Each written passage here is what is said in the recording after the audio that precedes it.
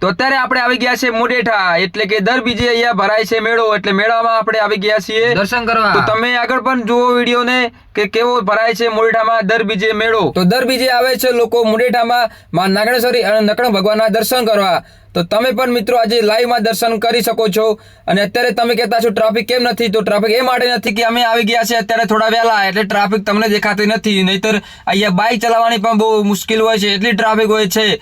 તો આવો હું તમને માં નાગણેશ્વરી અને નકણ ભગવાનના દર્શન લાઈવ કરાવું। તો અહીંયા દર બીજે લોકો તેમની માનતા કરવા અને દર્શન કરવા આવે છે। અને હવે મુડેઠા ગામ નહીં, હવે મુડેઠા ધામ બની ગયું છે। તમે જોઈ શકો અહીંયા પેલા મેળો નતો ભરાતો અને હવે પબ્લિક પણ કેટલી દર બીજે અહીંયા જોવા મળે છે મુડેઠામાં, કારણ કે બહુ સુધારો થઈ ગયો છે। અને અત્યારે આવી રહી છે મુડેઠામાં નાગણેશ્વરી અને જોગમાયાની અને ભૈરવદાની પ્રતિષ્ઠા, એટલે અત્યારે બહુ પબ્લિક આવશે જોવા માટે। તમે પણ આવી શકો છો અને અત્યારે તમે નાગણેશ્વરી અને નકણ ભગવાનના દર્શન કરી શકો છો।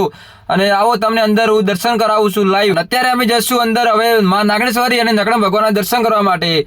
તો મિત્રો તમે પણ દર્શન કરી લેજો।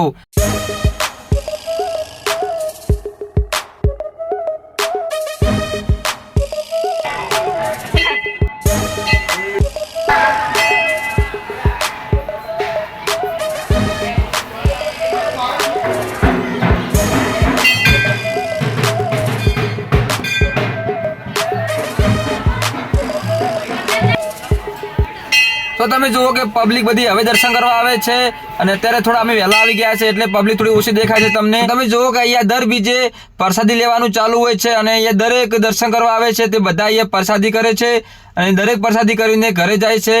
તો તમે જુઓ અહીંયા પુરુષો માટે જમવાનું છે અને બીજી બાજુ છે મહિલાઓ માટે। તો અલગ અલગ જગ્યાએ જમવાનું હોય છે મહિલાઓ માટે અને પુરુષો માટે। તો બધા પણ અહીંયા પ્રસાદી કરી શકે છે।